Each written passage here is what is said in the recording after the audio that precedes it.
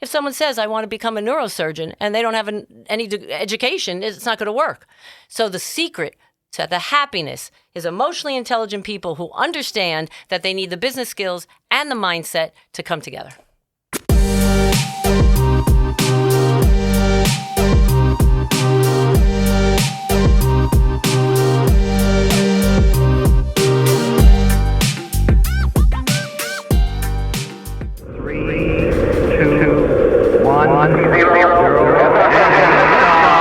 Hey everybody, welcome to Mission Control. This is your host, Ramon Peralta with Peralta Design, and we launch brands. And we have an episode that's sure to take us all to that next level. Please help me welcome Miss Flory Hiatrides, founder and CMO of Awesome Events. Woo. Welcome. Thank you. Welcome. It says here on this placard that you are a mentor, a manifestor, a mathematician, a mom, an entrepreneur, an educator, health coach. How do you get that on a business card? That's why I brought that. This is I your travel business with card. this. That's right. Got you. It's an entire tent. So welcome to the show. Thank you. Also want to introduce my right hand, Mr. Jorge Pezo Candelario, our head and director of web development. Speaking some word with your number one nerd. The number one nerd. So that's a fact. Right? So, and of course, on the soundboard, we have our senior web developer, Mr. Kevin Atterbury. Good afternoon. All right. He always keeps it brief and short, right to the point. Because we all have different personalities. Exactly. So we're here to talk about today. The goal in this episode here is going to be the importance of emotional intelligence, having a high emotional intelligence. And Flory, why don't you dive in and just tell us why this is so important, in not just in leadership and in business, but in all aspects of life.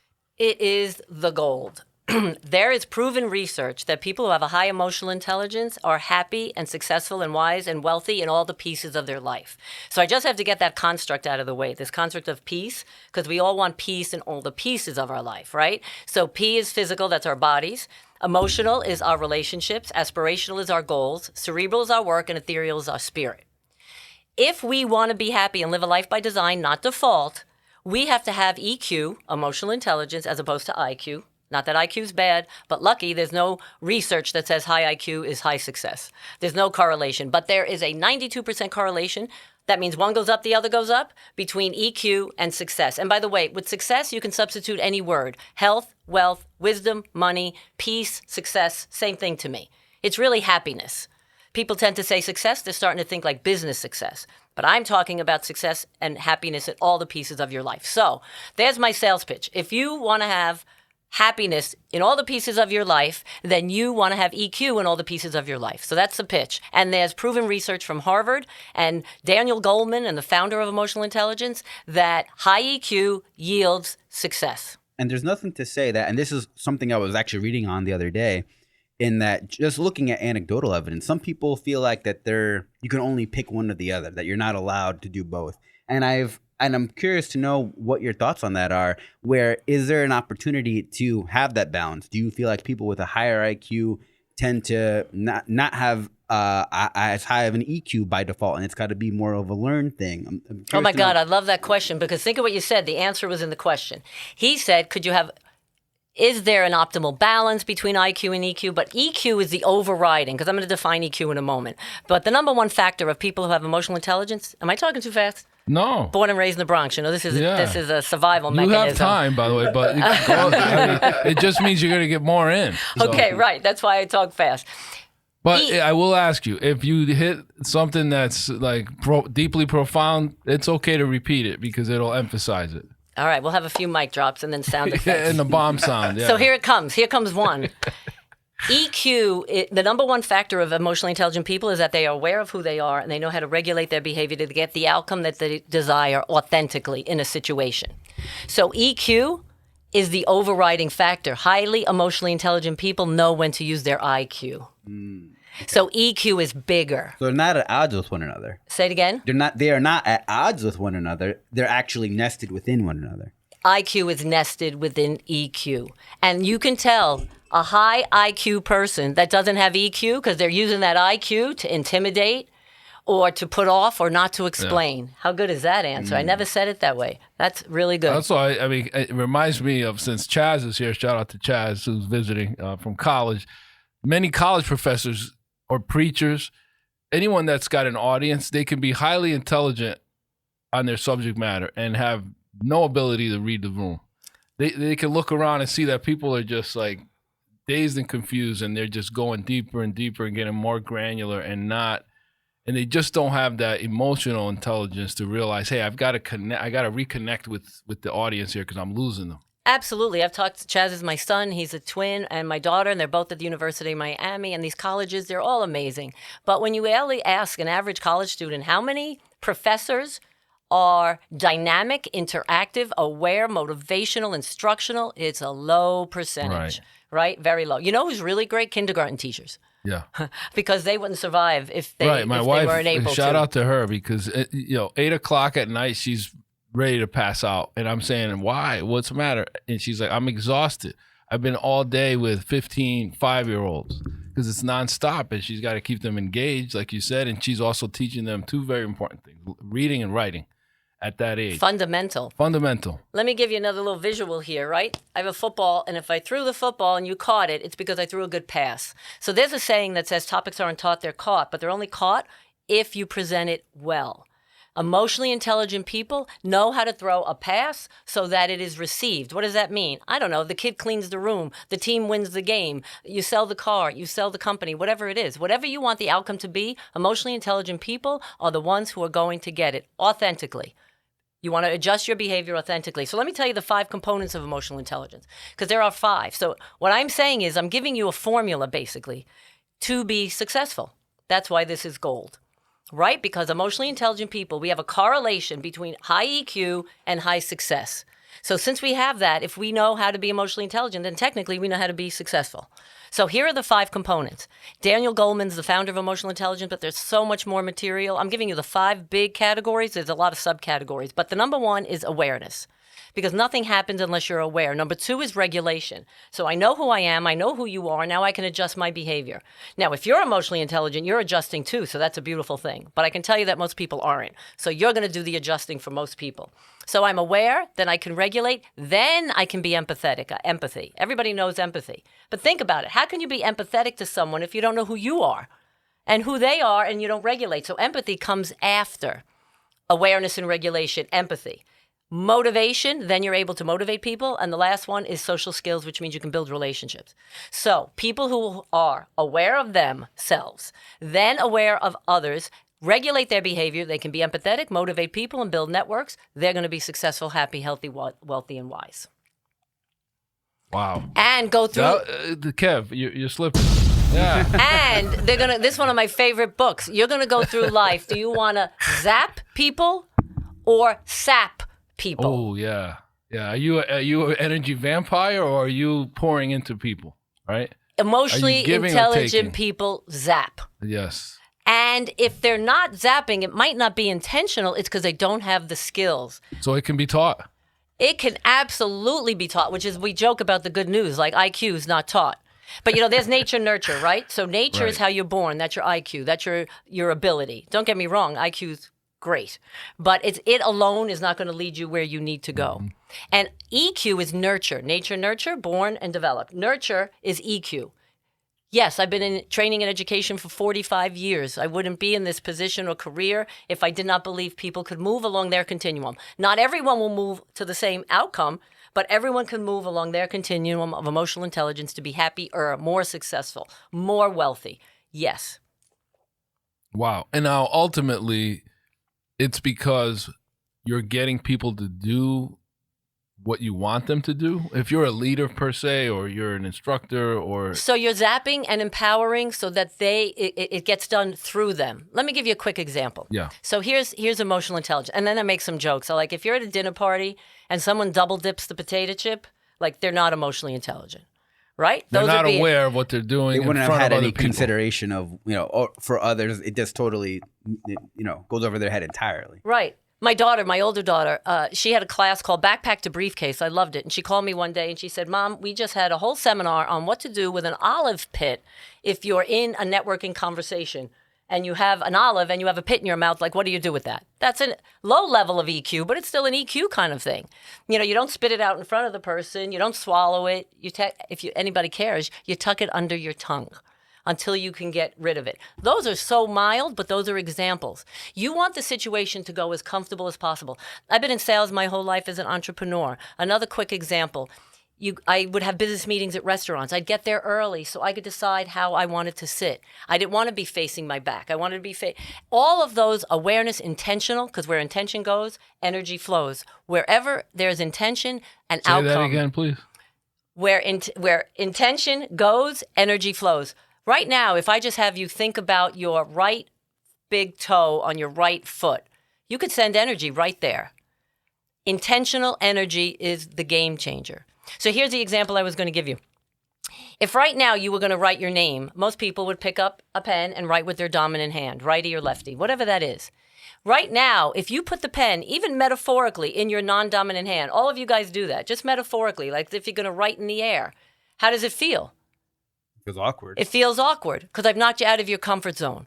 So here's the name of the game. I'm going to say it kind of very quickly, and then I can say it again.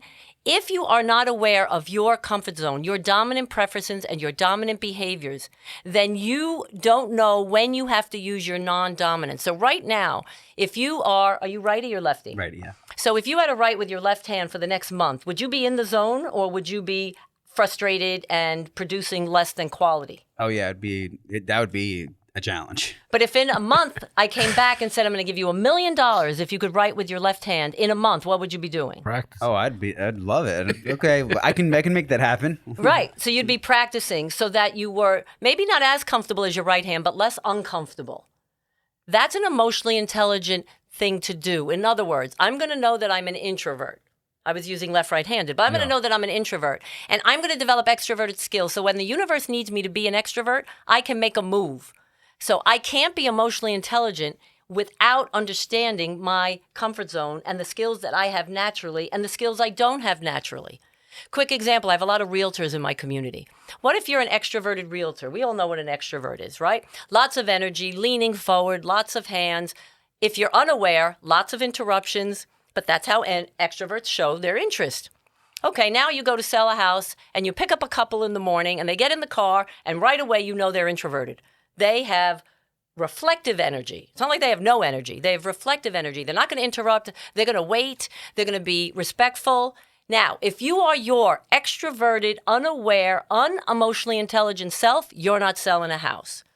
And at the end of the day, that introverted couple, they're not going to say, we didn't buy a house from you because you were extroverted and unaware. They're going to say, you annoyed the hell out of us. You were pushy. You were bully. annoying. You were not in sync with who we are. But if that couple was as extroverted as the unaware realtor, they might have lucked out because nobody would be listening and everybody would be talking. So it sounds like a key component of EQ is just adaptability, of being, like you said, the ability to be aware. I don't think you're asking people to change who they are, but just be aware of who they are. But you can't adapt if you don't have, I'm looking for my chess piece. Because look. You got a lot of props here, I do have to say. I got a lot of props. Look, this is a chess piece, right? The queen. You can't make a move you don't have. If anybody ever saw the movie on Netflix, Queen's Gambit. Oh, yeah, I love that. Oh, my, okay. The series. That visual of, I make a move and then I see the algorithm of moves, but you can't make the move if you don't know the move. So I can't adapt. If I'm an extroverted realtor, I can't adapt to reflective listening if I don't have the move. In other words, I don't have the skill. And I can't develop the skill if I'm not aware that I need the skill. So many pieces that come together from, and I love how all of this applies to so many things in life. It's interesting. I was having a conversation with a colleague about how it comes into parenting, where I love that you talked about regulation and dysregulation, in that if I notice that, especially with my youngest, if her energy is off, some of that awareness comes to realizing that my energy is off. It's just translating that dysregulation of my own self is trickling down to her. And it's so funny how I hadn't realized that all of that is reciprocal. Talking about how I'll call, you could get so used to saying, oh, my beautiful girl, but from a young age wanting to reinforce, oh, well, my smart girl and my strong girl.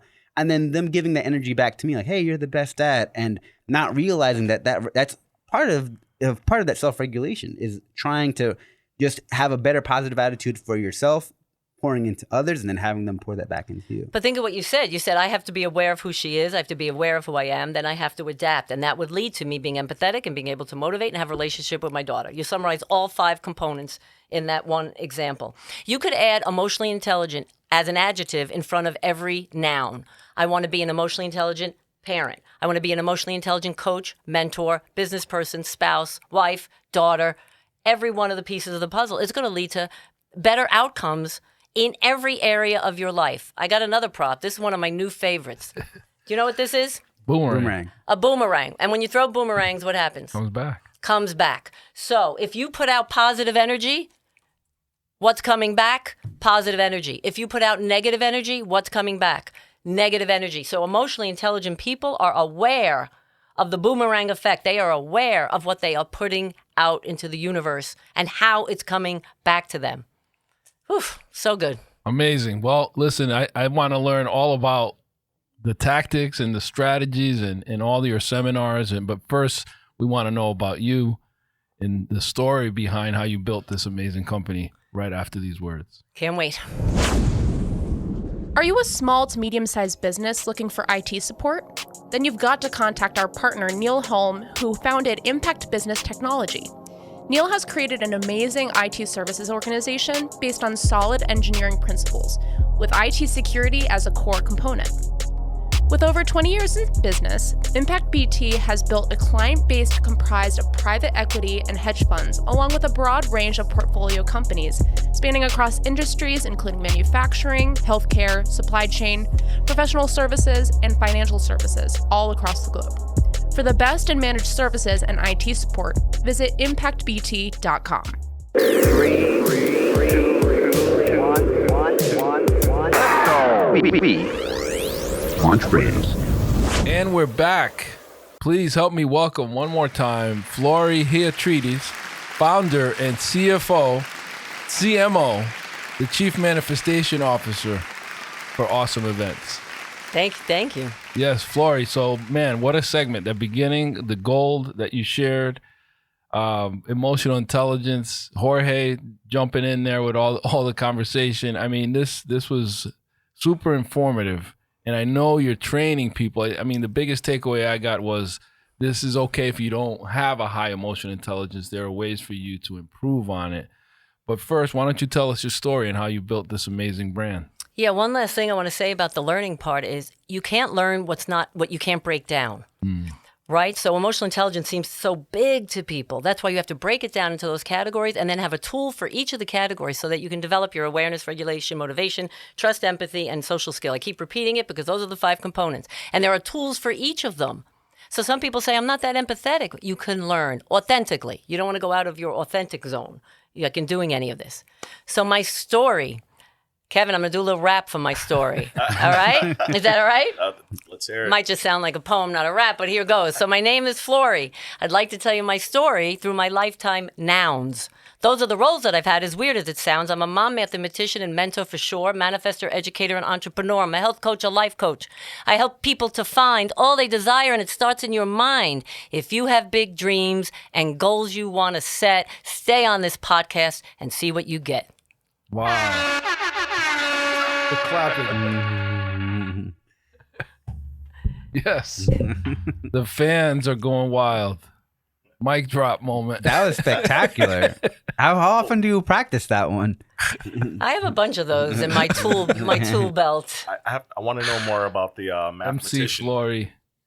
So that is a key part of my story. That's how my journey started. He said about the mathematician. Yes. You know, people hear mathematician and manifestor, and those sound opposite initially. Right, But the EQ IQ thing. You know I what I was mean? just going to say that. Look at us on the same platform. Right. Those are complementary or subsets. Same thing with mathematician, manifestor.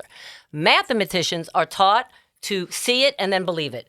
You solve it, you fix it, you equate it, QED, it's done, right? Your theorems prove.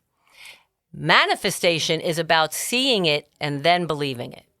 So those paradigms see at odds. The overarching one is the manifestor, because you really have to believe it before you see it. But once you believe it and it shows up, then the mathematician part of you helps you organize it, make it consistent, systematize it, and disseminate it to other people.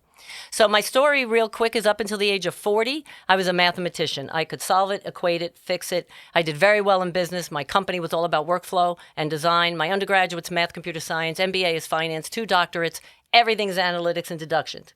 When I turned 40, I decided with my husband at the time that we were going to have children and I was going to sell my company. So I was expecting a child and I sold my company. I had built over 20 years, never worked for anyone else, and life was good. And then all of a sudden, 3 traumas on the same exact day, April 7th of the year 2001.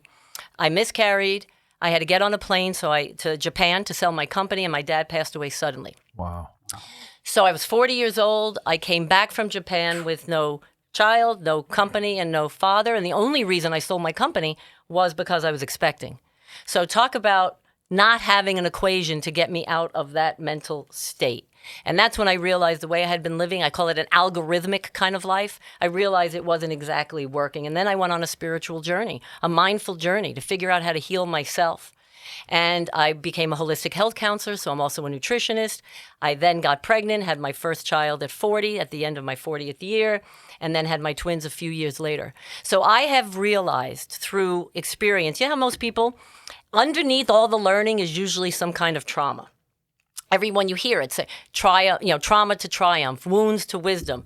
This is one of my favorite visuals, even though I broke it a little bit. This is a slingshot, right? So, Kevin, if I want this to go really far, do I pull it back a little or a lot? A lot. A lot. So when we're in those trauma-type situations, we're not being set back. We're being set up for this to go really far. So that's how I describe that time in my life. It looked like I was being set back, but I was really being set up to be trained for this moment in time, where I have so many business and analytical and systematized kind of skills combined with mindfulness, spirituality, and manifestation. It's a game changer because you can have the business skills, but if your mindset ain't right, it's not working. And if your mindset is right, but you don't have the business skills, that's not going to work either. If someone says, I want to become a neurosurgeon, and they don't have any education, it's not going to work. So the secret to the happiness is emotionally intelligent people who understand that they need the business skills and the mindset to come together. Amen. Now, what were some of the trainings that you went through when you said you went on this holistic journey? Because I was thinking of The Dark Knight, the trials of Batman as after have going through this trauma, Clearly come out a superhero the other side. came out of a superhero the other side. So I want to know where this mountaintop is. Did you go live with monks for a while or read books? And I'm also curious about what was there like a eureka moment that came to, because this is a total life pivot, right? Was there like a calling that you had, or what was the moment that led you in that direction to go seemingly a totally different direction? We understand that there definitely is a complementary aspect, but totally different from that previous chapter in your life. Yeah, so this company, Awakened Events, that we're talking about, AWE, who doesn't want to live in awe, that's the abbreviation, is a combination of the technology, the management development, leadership, and the mindfulness. But what did the journey look like? I'm going to describe it. But part of what I'm doing now is so that people don't have to go through that journey that I went. In other words, I'm trying to package it so I could throw an easier pass, right? So that people don't have to go to 18,000 seminars. And so I found it very happenstance. I literally went to every seminar. I don't know if you've heard of Joe Dispenza, Marianne William, Eckhart Tolle, Tony Robbins, who's a little bit more Main Street, Eckhart Tolle's Power of Now. I brought a few of the books, right? Esther Hicks, Asking It Is Given. This is all about manifestation. Some of my favorites are Deepak Chopra, who says that we are metahuman, and meta means above and beyond human. So everybody's saying the same thing. Joe Dispenza, we're supernatural, right? So everyone is saying that we are limitless, but nobody really knows how to tap into that limitless power. So what did I do? Literally, I have a list of every healing modality I went to. I went to psychedelics. You name it, I did it for 20 years to heal myself. The healing didn't take the 20 years, but I realized very early on, I'm going to package this content because I'm a teacher. I'm a facilitator. Yeah, I like to call that the halo effect. I've said that before, but it's essentially when you fill your cup in a number of ways as you've done, but then you go to your audience and kind of pay it forward in a better way or in a shorter way or putting your own twist on it. Because many of the people that you're helping today may not have had access to all the resources that you did. That's exactly why you go to a seminar, right? I mean, I would love to say that's why you go to a college course, but not always. But you go to a seminar because someone has done all the work and all the reading and all the research, and they've packaged it, and they throw you this pass, and in 8 or 12 hours, you get it. You know, you don't have to go through that accelerated. I did a lot of team building back in corporate, and there are 4 stages to a team, right? Forming, storming, norming, performing, right? Those are the 4 stages of team development. I used to teach people about team formation, and they would be like, great, now we're a performing team. Is the goal to stay here? No. The goal is always to go back to forming when you add new people or new products. It's just to go through the phases faster than before, right? So it's never to do shortcuts. It's just to go a little faster. That kind of sums up when someone goes through a journey, what they want to give back. Now, not everyone packages it and then delivers it, but I'm a teacher by nature, and I'm a facilitator. So anything that I learn is getting integrated, disseminated, packaged, and handed. Incredible. Now you've got all this knowledge, and tell me a little bit about the branding side, like the naming of it, because you said it's an acronym, and I notice a lot of your teachings are numbered and they spell out words, and you've got peace, you've got awe. Kind of walk us through some of those early ideations. Yeah, so I thought most people are not awake. That word kept coming to me. Most people are living a life by default, right? My parents did this. I live here. I might as well do. If you hear someone say, I might as well, right? That's not intentional. They're settling. Right. They don't even know they're settling, right? Because they're not really awake. And then all of the literature was like, we are limitless and we are powerful. And I'm like, wow, well, we're not awake to that. So we're not aware of that. So the word wake kept coming up to me. And I didn't want to just have it be like day events. I wanted to be, I could do days, weekends, weeks, which is what I'm doing, and inevitably a one-year academy for kids. So the word events kept coming up as big platforms. So Awakened Events came pretty quickly. And then I realized AWE spells awe, and who doesn't want to live in awe? And if I said to any of you, what does being in awe mean? You would say almost like an enlightened state, right? So what a great name. And then the curriculum, listen, I know happiness is holistic. Pain or joy in one piece of your life leads to pain or joy in all the pieces. Like if right now any one of us had a broken leg that was throbbing, you wouldn't be focused on all of this because the physical pain would be so bad. It finds its way into all the other pieces. The flip side, if you got a $5 million business contract tomorrow, you'd physically feel better for no apparent reason because there are connections between the pieces of our life. So peace is a homonym. Peace and peace, pieces of our life, and peace being calmness. And it's an acronym standing for the 5 components. So if you can find an acronym that's a homonym, that is a very good marketing strategy and easy for people to remember and relate to. Yeah. So we want to live in awe, have peace in all the pieces of our life. So we go to Awakened Events. Love it.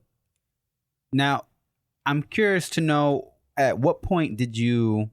speaking to our entrepreneur audience, at what point are you like, I can charge for this? At what point does it become an idea, a healing journey into a business model? And how long did that take to put together? Well, remember, I have never not charged for this. I started my first company when I was 18. So I was in college and professors asked me to run computer day camps. So literally my first company was 18 to the age of 40. My second company was 40 to 60. And my third company, I started when I was 60. I turned 63 this year, and this is my third company. So it was never a matter of, am I going to charge for this? It's always, I'm going to figure out a way to impact people and therefore charge them so I can continue a company that will continue to impact people. So I've been training, educating, and facilitating for 45 years, building upon my knowledge base to build upon the impact. We're just transferring all the skills from the previous business into the next one, knowing, okay, here's what I'm going to figure out, what my pricing structure is going to be, how I'm going to get clients, how am I going to get the word out there. Do you have any learning moments from when you first started giving these seminars to now? Like some of the biggest things you might have changed or adapted to? Absolutely. A big audience members are entrepreneurs. I do a weekend for female entrepreneurs. So I am always, and it's a 50% business and 50% mindset, give or take. So I'm very much a business coach and business strategies. And people say to me, Flory, you're an amazing salesperson because you run your own business. It's all sales, right? I say, people don't realize facilitation, sales, networking, it's all the same skill. And here's the number one tip. If you want to build a business, every interaction, you need to add value. Like, I'm adding value on this podcast. I add value in any conversation that I have so that people simply say, I want to be around her more. She's helping me. So you need to add value. And I know you talk about this all the time, Ramon. What makes you different? Right? I'm selling bananas. Why are your bananas the best bananas, right? Or whatever it is you're doing, what is your edge? My edge is that I combine business and mindfulness. And I am a great facilitator. I throw a great pass. I also have a beautiful home, and we do it on the lake. I mean, I also do virtual seminars, but if you come to my home in Brookfield, the whole experience is rich and powerful and impactful. So my advice to any entrepreneur is make sure you know your differentiating factor and make sure you add value. Absolutely. Now, we met at the Finish Strong conference in Norwalk, so there's something to be noted there, that even though you're facilitating conferences, you also never stop learning. So kind of talk a little bit about some of the other influences that you have and some of the other organizations that continue to kind of pour into you so that you can make even better conferences. Absolutely. I had been wanting to go to the Disney Institute for Leadership for the longest time. So when my kids got a little bit older, I went for a week and invested, obviously paid for that, and had an amazing week at Disney. What I realized after going to all of these conferences, I've gone to Tony Robbins twice, Unleash the Power Within. I've done it twice, walked on the coals. I've gone to Esther Hicks 10 times. I have gone to Joe Dispenza. I've gone to all of them, and I continue to go because, it's investing, but it's not even that. You're going to love this. This is going to be ready. This is going to be good. Sound effect cue. Yeah. You can go to the same content over and over again. I have people coming to my seminars because the content can be new to you, or you can be new to the content. Boom. So you hear something when you're 8. When I went to Tony Robbins the first time, I was 24. And I have the book. It's great to see what 24-year-old me wrote as those exercises. Then I went back to Tony Robbins when I was 55. And I was like, I know the content, but boy, am I new to this content.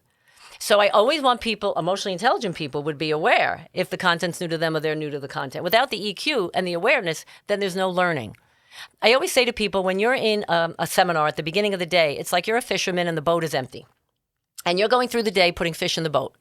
And you don't put all the fish in the boat because you might not like all the fish. So you put in the fish that you like. It's another one of my visuals. We go through life with the equivalent of strainers. We're sorting and sifting all the time. I like this. I don't like this. I can use this. I don't use this. But if you're not aware, you're not sorting and sifting. If you're not aware, you're just taking what's coming at you, as opposed to saying, this works for me, this doesn't work. Then the number one thing in manifestation is contrast. If you cannot tell the universe what you want because you know what you don't want, then you can't get it. I think I said that clearly. You did. But earlier, when we had our little mini hackathon, and we're looking forward to doing our hackathon with you this year, well, in the coming year, you talked about, you used the metaphor or the analogy of being in a restaurant and ordering different things. Maybe speak a little bit about why most people don't get what they want because they're not asking for it clearly. Absolutely. So the book and the law of attraction, like law of gravity, like people don't second guess if they drop something, it's going to fall. If you didn't second guess your intentions, you'd get everything you want. But it's called Ask and It Is Given, and there are 3 steps to manifestation. Here we go very clearly. 1 is you ask. 3 is you get.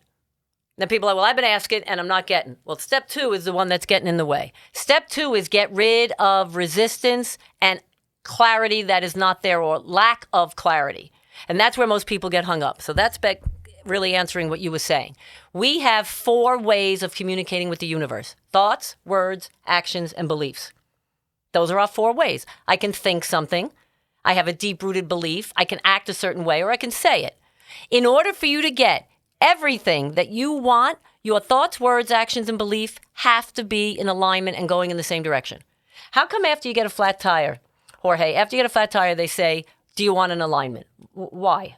Because now that one tire is totally out of alignment with the other ones. Once you get the new one, so you've got to get them all aligned. That way you're moving forward as smoothly and efficiently as possible. Right. I don't even know why they ask you, because I don't want my car going in different directions. I think it's just a way to make money. But the truth is, you want your 4 tires going in the same directions. That's the same as thoughts, words, actions, and beliefs.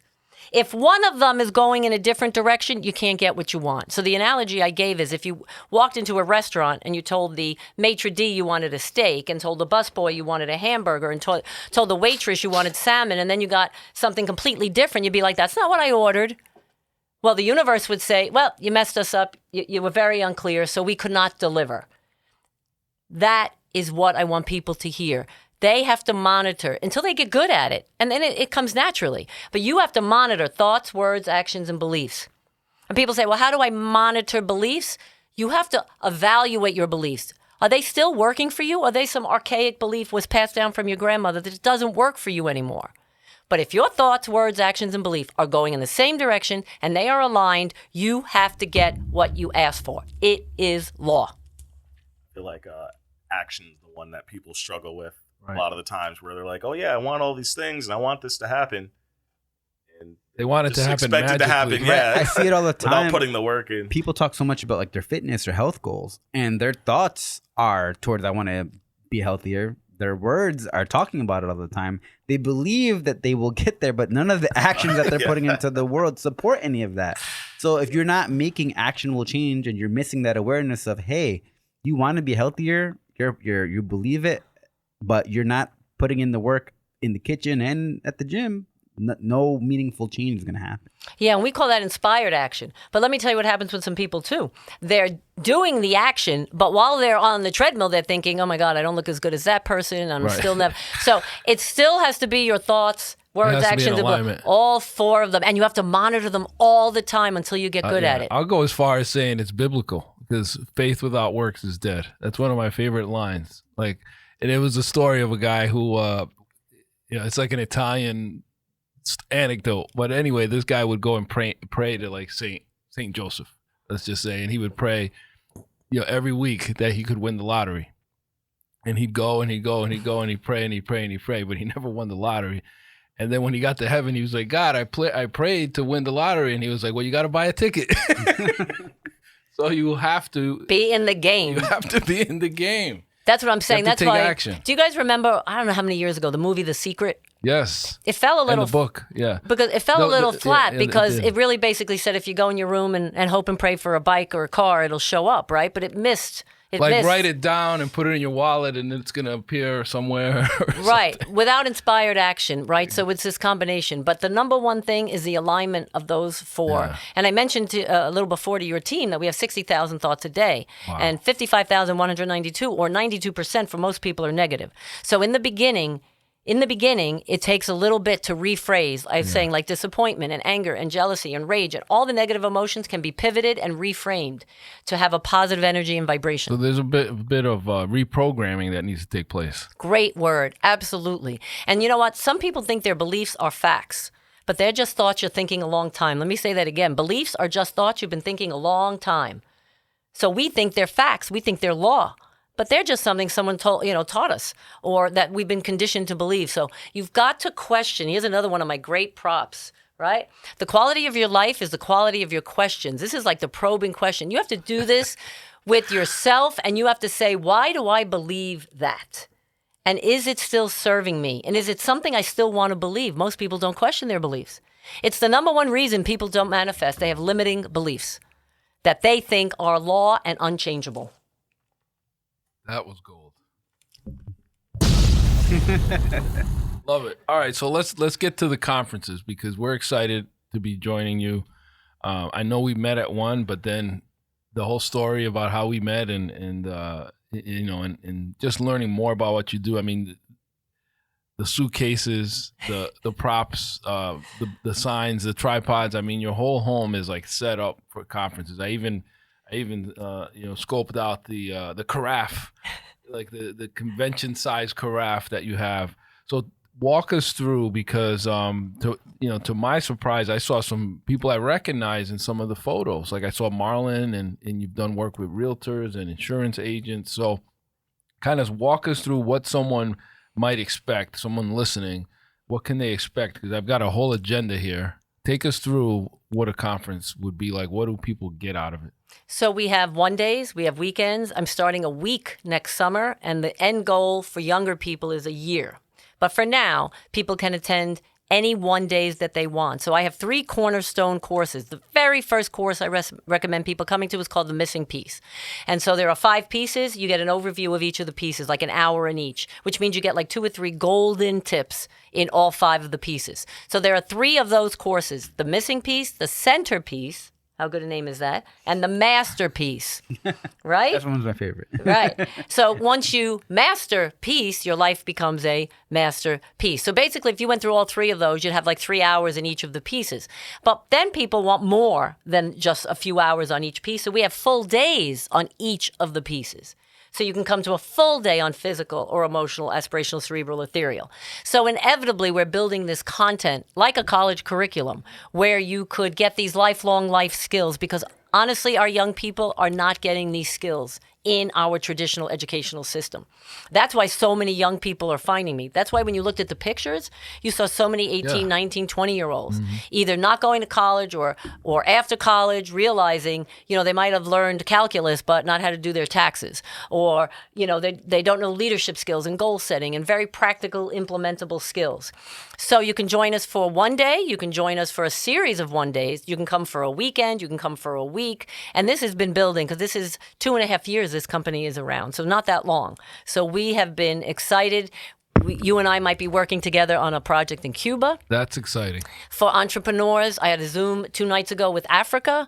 We're doing some work with them. That everyone is understanding that mindset is really the secret sauce to anything. In Africa, it's about mindset for the farmers. They're finding out that the mindset is a game changer for the crops. I mean, it's just everyone. Wayne Dyer says, change your thoughts, change your destiny. He doesn't say change your thoughts, change your day or your week or your month. It's your destiny. But you're having 60,000 thoughts, and a lot of them are negative. So in the beginning, you have enough emotional intelligence to be aware of which thoughts are negative and pivot them around. Incredible. Any upcoming conferences that are more, do you have any of these that are open to public, or are you speaking anywhere that people might be able to see you? Yeah, thanks for mentioning that. That's like a public seminar versus private seminar. So Right. your group is coming. We call that a private seminar, right? So it's your 10 team members, and we're going to focus on your company and your mission and your goals. But in every month, I have 1 or 2 that are public seminars, and I have 10, probably 15 to 20 people, all ages, all backgrounds, all education levels coming together at my house for a full day. So we have those January, February, March, every month. That's on my website, which I can talk about. And yeah, I do a lot of keynote speaking. I just did a mic drop. I think I sent that to you, right? Synchronicity, one of my favorite topics, because people think synchronicity is by chance, but synchronicity is caused if your thoughts, words, actions, and beliefs are aligned, that the universe brings you what it has to bring you. So it is not luck. Right? It is not coincidence. It is designed because you are in alignment. To the average person that's not in alignment or doesn't have emotional intelligence, it looks like luck. And that's a way for them to justify themselves staying out of their zone, because if they can attribute it to luck, they don't have to have a relationship with it and they don't have to try. So I am actually just at a mic drop competition, and now they asked me to be a judge on the next one. So that's at the end of February. So yeah, we've got Cuba and Africa and Aruba. Wow. I'm going to be doing training there. So very exciting. Very exciting. Very exciting. So why don't you share all your platforms where people can find out more, sign up, and, domains, social, LinkedIn. Yeah. So pretty much on all the domains, it's Awakened Events, A-Wakened-Events. And that's the website is also that.com, and Instagram is A-Wakened-Events, and Flory @Awakened Events. So they can search that and find me, and I am responsive. You know that. Oh, yeah. Yeah. I warned everyone before you got here. I was like, she is a bundle of energy. So just giving you a heads up to be ready, and you definitely lived up to it, and then some. Here's one of my favorites, right? This is in my house. A lot of these are in my house, right? So mindset is not just, it's not just one thing. It's everything. I know that almost sounds goofy and corny to people when they hear it first, but you start practicing it. In other words, we call it post-manifestational evidence. In other words, if you think something long enough and you intend it with emotion and it happens, that's evidence. If you give it gratitude when it happens, post-manifestational evidence, it'll keep happening. So people need like little wins. So I want to give one tip to everyone. Absolutely. When you try to manifest, don't start with the big things, because you have resistance to the big things. In other words, I want a Porsche, but I'm not worthy. I don't have enough money. Flory's crazy. This can't happen. That's resistance. So right away, it's not going to happen. You want to try manifesting small things that you have no resistance to, crazy things, so that you'll have evidence that it works. Does that make sense? For example, but it can't be something too obvious. You can't say, like, I want to find a paper clip. Too easy. What about a parking spot if you're going to a busy restaurant? Right, but you have to do that before you get to the restaurant. In other words, you have to set the intention. So some of the people, they text me all the time in our community. They wanted to find a paper clip wedged in between a rock. Crazy, but no resistance to finding that. And they gave themselves a week, and they set intention. They did some of the tips and techniques we talk about, and then they send me pictures. You're not going to believe it. That's the favorite line. Joe Dispenza says it all the time. You're not going to believe it really means I was so in alignment that this attracted and I manifested it, but you're not going to believe it. And she'd send me a picture. One of the other women said, I want to find an 80-year-old guy or an older guy, 80 to 90, in a psychedelic tie-dye T-shirt. And then she's sending me pictures. Because we have no resistance, right? It makes sense. But once you get evidence that it works, then you can go to the bigger things. And one last thing about manifestation. Really, I was raised Catholic, and we talked a lot about miracles. But really, manifestation is a miracle, isn't it? I think of it, and it shows up. That's a miracle. It is. And what we said is to get miracles or manifestation, you have to be aligned and clear. CLEAR. If you rearrange the word miracle letter for letter, it spells I am clear. Letter for letter. Too late. Switch Kevin's software. busy manifesting a rotisserie chicken. Wouldn't be the first time. Amazing, Flory. We're gonna definitely have to have you back for a part 2, and we'll pick another one of these topics. This one happened to be emotional intelligence, but I love all the mindfulness, and I'm a believer, and I'm also a lifelong student. I want to remain teachable and open-minded, and I think that was another big takeaway, is that sometimes we're holding on to beliefs that aren't serving us, and we need to open up the doors to the universe to give us everything we deserve. You know, so many people, when I say, what's your goal? They give me these big goals of freedom, financial freedom, freedom of time. Yet they don't want to make choices and live a life by design. So if you want to get freedom, you have to make choices. And I say to people, deliberate, directive, intentional choices. And in the word deliberate is the word liberate. D-E, liberate. It's right in the word. So if you want financial freedom, freedom in all the pieces, abundance, you have to have the emotional intelligence so that you know what move you need to make when, so that you can open up all of the possibilities that are out there for you. The analogy that a lot of the spiritual teachers give, it's like fruit hanging from a tree, low-hanging fruit, and you're just not tall enough. You're like a half inch short, but it's all there. The other analogy is if you fishermen, it's all right there beneath the surface. If you don't put the line in at the right time, with the right bait, with the right intention, it's just going to be the water, not what's underneath it. So many visuals to conjure up that we are limitless creatures with unending possibilities. Love it. We're going to end it there, folks. Thank you, Flory, for being here. My pleasure. Awesome. All right, everybody. Thank you for listening to this episode of Mission Control. Until next time, this is your host, Ramon Peralta with Peralta Design, and we launch brands.